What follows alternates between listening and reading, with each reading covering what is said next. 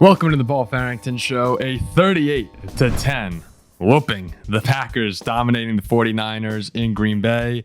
Please remember to like, comment, and subscribe to the channel if you're enjoying our content. No Ziggy, no Jack, no Zach today, just Paul. But hopefully you enjoy it as we go over the Packers' 38-10 win over the 49ers. Of course, the big story coming into the game were the 49er injuries. Brock Purdy out, Trent Williams out, Nick Bosa out. I mean, those are big names in the NFL, big names, the biggest for the 49ers. And I put out a tweet after they announced that Purdy was out. Good night, San Francisco. And a lot of Packers fans were worried still about the run game. They weren't convinced that Green Bay would come out with a win. And I understand when you're a fan of the team, you always kind of play it cautiously. I certainly do with the Vikings. I'll have a full Week 12 reaction coming out in a little bit, just hitting the Packer game first here. So I understand the reason for caution. But I felt pretty confident as an outside party. Not a Packers fan. I usually root for them to lose. In this case, was looking forward to them pushing the 49ers further out of the playoff picture. I felt pretty comfortable that in this situation, Green Bay was in a good spot to not just win, but dominate the way they did. And frankly, that's what Green Bay needed to do. If you want to be a Super Bowl team, which Packers fans are kind of torn on whether or not they're believing in this team right now. Today goes a long way, I'm sure, in helping them to believe. You need to beat the crap out of the bad teams. Look at what Detroit does to the Jaguars, to the Titans. I mean, they do it as well as anyone in the league. But when you're playing the bad teams, you need to be authoritative. And Green Bay has struggled over the past couple of weeks. The Chicago game, people weren't too happy about how that game turned out. Even though if you looked at the numbers, Green Bay was moving the ball up and down the field the whole game. You just didn't see it on the scorecard. You had to have the blocked field goal to win that game. But what do you do against bad teams? You force turnovers, you score touchdowns, not field goals, or in Green Bay's case, sometimes just throwing interceptions or turnover on downs in the red zone. They've been one of the worst red zone teams in the league this year. You take away their will. That's what you do to bad teams. And Green Bay got off to a really fast start in this one. I mean, listen to these first four drives here, or three drives, guys. 12 plays, 67 yards, touchdown. 3 and out for San Francisco. 10 plays, 49 yards, field goal, 3 and out for San Francisco. 12 plays, 71-yard Packer touchdown, 17-0 lead early in this game. You take away the will of the backup quarterback with Brandon Allen here. That puts San Francisco in a really difficult position because now they want to run the football with Christian McCaffrey. You're down 17. You're in a tough spot. And I know San Francisco got to 17-7. There was a chance to make it a game there. But when Green Bay comes out and is that dominant early, everyone in San Francisco is going to panic a little bit. And that was the opportunity that I thought they missed against Detroit. They got down to the red zone and they had to settle for a field goal. Detroit touchdown. Next thing you know, that game starts to get a little bit out of hand as we go on. When you're able to score early and put pressure on the road team, especially when you're playing in Green Bay, that is a key component of any football game. And I was impressed with Green Bay's ability. I'm watching the end of the Viking game. I missed the early drive before I knew it. Green Bay's up double digits. That Viking game, my God, just absolutely brutal. In this game, the focus for Green Bay, we'll talk about Jordan Love in a second, but Josh Jacobs was just unbelievable. And of course, I'm playing against him in fantasy. The Packers can't screw me in one way. They find another way. I'm playing Josh Jacobs, and every single time I look on the screen, I feel like Josh Jacobs was in the end zone. He ends the day 26 carries, 106 yards, and 3 touchdowns. In the first half, forced 10 missed tackles for the 49ers. That was, Fox pointing out at halftime, saying just how San Francisco couldn't tackle in the first half. And Josh Jacobs, he's had a couple games this season where he's put the Packers on his back. You talk about the importance of him this offseason. As good as Aaron Jones has been in Minnesota, Josh Jacobs has been just as valuable to the Packers. And as the season progresses, he's going to be a key component to a potential playoff run. Remember when Aaron Jones came back last year, how much he helped Jordan Love in that offense as they got hot towards the end of the season. Josh Jacobs is someone that you can feed the entire game. I mean, he is a beast. He's a three down workhorse running back who he's a difference maker. And there's not many of them in the National Football League, and Josh Jacobs is one of them. That addition this offseason was met with a little criticism from people because of how much they loved Aaron Jones, the Packers. But he's been everything as advertised for Green Bay. And for Jordan Love, finally no interceptions. It'd been 9 straight games with an interception for Love going back to last season. And I see a lot of people who are getting on him for not having great numbers today. He ended, 13 and 23, 163 yards and 2 touchdowns. Couple passes that probably should have been intercepted by San Francisco. Another big reason San Francisco wasn't able to compete in this game. They consistently hurt themselves time and time again with penalties and missed opportunities. But I think that this was a great spot. Jordan Love, you need him on track for December football. And to finally shake that interception streak, should have had a 49-yard touchdown to Christian Watson. He just dropped it flat out. After a 4-catch, 150-yard game against the Bears, Watson, it was disappointing not to see him bring that one in. If you're a Packer fan, that would juice up the numbers a little bit. As far as Love goes, to go on a Super Bowl run, you need to avoid those plays where he's just throwing it into double, triple coverage and you're hoping your offensive player all of a sudden turns into the defender. That can't happen against the Lions. That can't happen against the Eagles, especially on the road. Those teams make you pay for mistakes. Detroit has made teams pay for mistakes the entire season. So you need to finally get to that superstar form of Love at some point. But this was another step forward here where they won 38-10, guys. Are we really going to get on them too much for a 38-10 win where he went 5 for 5 in the red zone? You blew him out. You got to be happy with that. And still watching him, it's fun watching it. I don't know how panicked Packers fans get watching Jordan Love because he slings the ball all over the field. It's a lot of fun to watch from someone who's I'm rooting against the Packers, but they're just a fun team to watch when he's hucking it all over the place.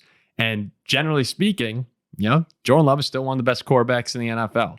And you just need him to get hot at the right time for that offense to become unstoppable.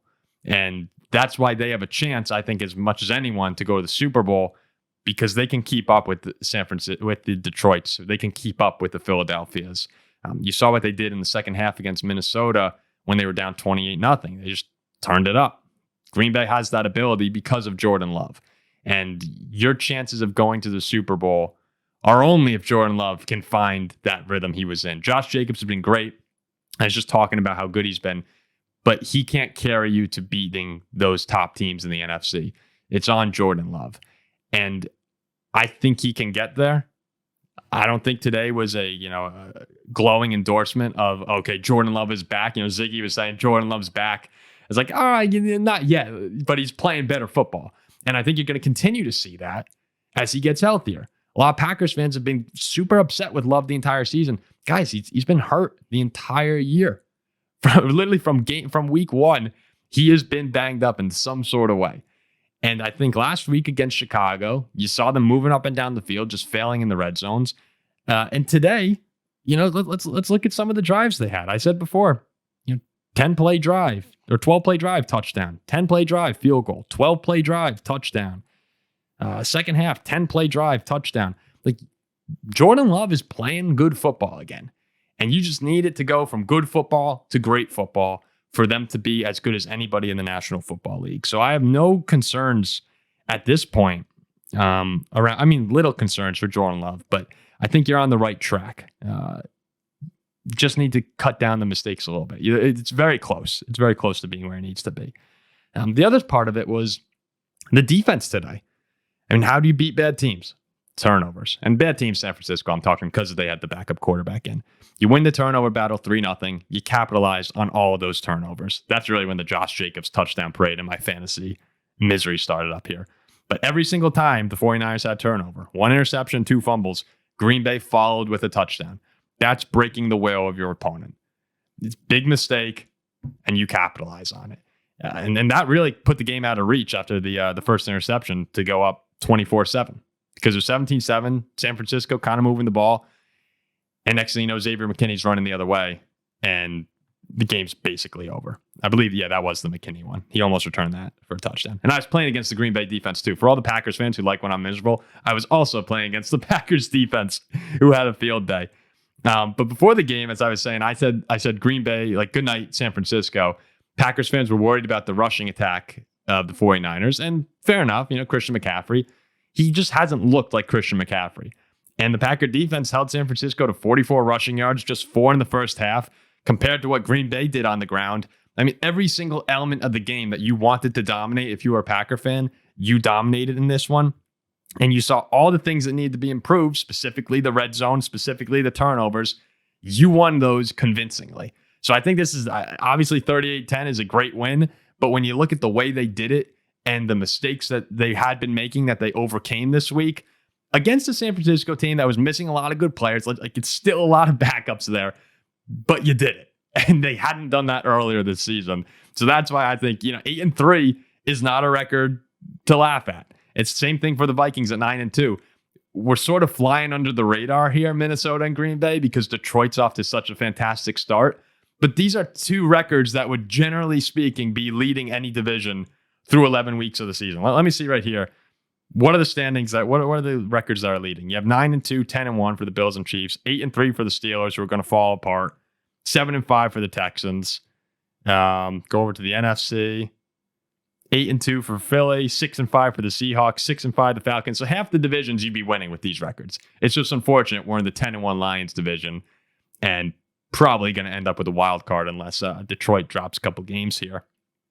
When you look at the Packers in the playoff picture, it's important to win these games because they're slowly falling apart. I think we're starting to see who Washington really is, the team that we expected, rather than the team that got off to the 7-1 or 7-2 start to the season.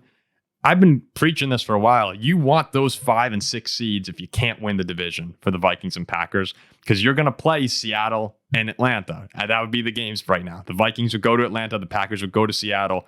I want nothing to do with Philly. Being the 7th seed is a problem. I do not want to go into Philadelphia right now and deal with that. We'll deal with that in the divisional round. Getting the 5 and 6, you're going to play against two weaker division champions in the National Football League. And the Packers furthered that distance today, especially with the Commanders' loss.